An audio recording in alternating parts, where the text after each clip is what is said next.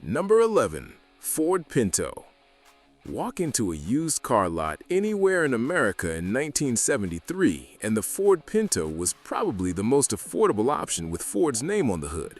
It was light, it was small, and after October of that year, it was perfectly positioned for the gas crisis that was about to make the subcompact the only segment in the American market that still made immediate practical sense. Ford sold more than 400,000 Pintos in 1974 alone, the best-selling subcompact that year. During the period the oil crisis most aggressively rewrote what American buyers were willing to consider. The internal Ford cost-benefit analysis, later revealed through civil litigation, would eventually give the Pinto a historical identity that no other aspect of the car has managed to displace.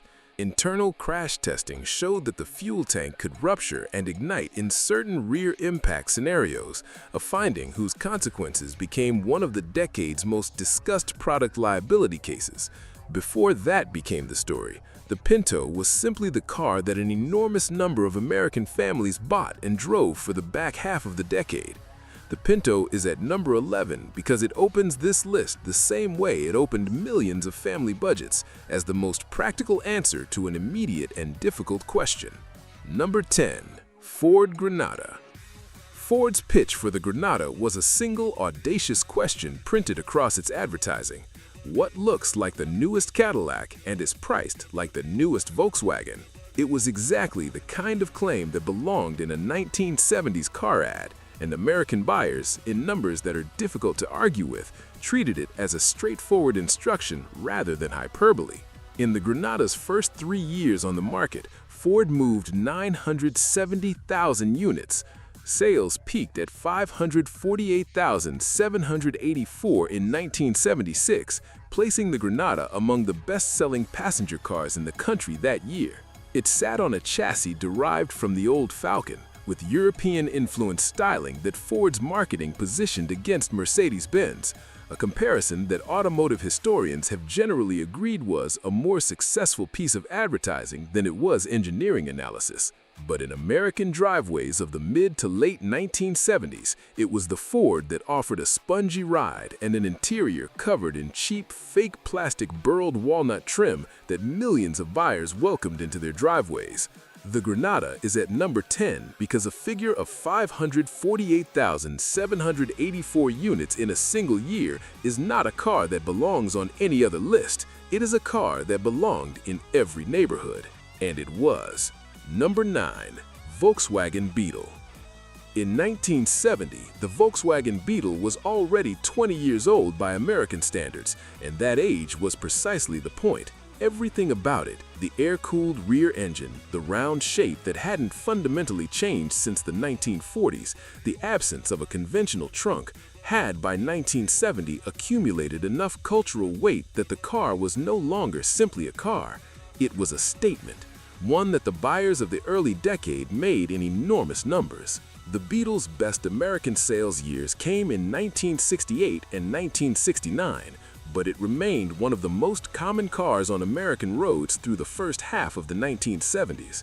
College campuses, urban apartment buildings, and suburban driveways all contained at least one Beetle parked somewhere on the premises, a ubiquity that had been building since the late 1950s, where generations of drivers traded frozen feet and rusted heater boxes in the winter for a machine that simply refused to die. A trade many of them made willingly before the Rabbit took over the small car conversation later in the decade. The Beetle is at number 9 because its 1970s presence was the accumulated result of 2 decades of American sales and cultural identity, a car that entire generations had grown up seeing and that the decade's buyers inherited as part of the landscape. Number 8. Plymouth Duster. The Plymouth Duster cost $2,172 in 1970, less than a Ford Maverick, substantially less than a Chevrolet Nova, and gave buyers access to a 198 cubic inch slant-6 engine in a fastback body that Plymouth's designers had managed to make look considerably sportier than its budget suggested.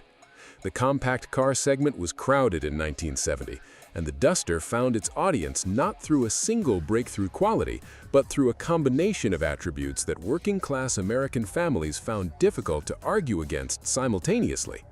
The Slant 6 was one of the most durable engines in American production, an unkillable power plant, only defeated by the sudden failure of a $5 ceramic ballast resistor on the firewall. The styling avoided the self-conscious economy car appearance of some competitors. And it was American, which still mattered to buyers not yet ready to consider the imports beginning to appear on their streets. The Duster is at number 8 because it sold in the range of 250,000 units annually during its peak years and generated loyalty that outlasted the nameplate. The car a specific segment of the American working class chose consistently when picking a reliable compact was the most financially consequential decision most families made. Number 7. Honda Civic. When Honda introduced the Civic to the American market in 1972, it weighed approximately 1,500 pounds. American station wagons of the same year frequently weighed 4,500 pounds. Everything about the Civic was scaled to an assumption that the American car buyer had not yet accepted, that a car could be genuinely small, demonstrably reliable, and still constitute a reasonable daily transportation solution for an American family. The oil crisis of 1973 and 1974 accelerated the acceptance of that argument faster than anything Honda's marketing department could have managed independently. By 1975, the Civic CVCC became the first car to meet Clean Air Act emission standards without a catalytic converter, a technical achievement American manufacturers were insisting was impossible without crippling performance. The Civic's fuel economy figures at the height of the gas crisis were among the best available from any production car in the American market. The Civic is at number 7 because the decade it needed it most arrived at exactly the moment Honda had figured out how to build it, and because the American buyer who chose one in 1974 or 1975 almost always drove it until it had nothing left to give. Number 6. AMC Gremlin. American Motors introduced the Gremlin on April 1, 1970, April Fool's Day, as the first American-built subcompact on the market, beating the Ford Pinto and the Chevrolet Vega to showrooms by several months. The timing of the joke, if it was one, has improved with age. The Gremlin was a Hornet that had been shortened at the back, producing a roofline whose proportions divided opinion then and have continued to divide it in the decades since. What the proportions could not divide was the price. The base Gremlin cost $1,879 in 1970, making it the least expensive new car available in the American market at the time of its introduction. AMC sold more than 671,000 Gremlins across the production run, numbers a company of AMC's size required for survival. Rural America and budget-conscious urban buyers both found reasons to choose it, and the car's dependability with the 258 cubic inch six-cylinder, despite its notoriously weak vacuum-operated windshield wipers that quit every time you hit the gas, exceeded what its styling suggested. The Gremlin is at number 6 because it was bought by people who needed a car and chose to take AMC seriously, and because a great many of those people drove it for far longer than anyone might have predicted. Number 5. Ford Maverick. Ford built the Maverick's entire launch strategy around one number, $1,995. Every advertisement, every dealer display, every piece of 1970 Ford marketing material returned to that figure, because the buyer for whom the Maverick existed would decide on price before anything else. For that price, you got an interior so stripped down that early models didn't even feature a glove box door, just an open plastic shelf. At that price, the Maverick approached the launch sales pace of the original Mustang and easily outsold the Mustang itself in 1970. Total North American production of the Maverick reached approximately 2.1 million units, a figure that reflects not just original buyers, but the waves of second and third owners who worked through the decade in a Maverick that had changed hands once or twice. The 1973 oil crisis increased Maverick sales rather than damaging them.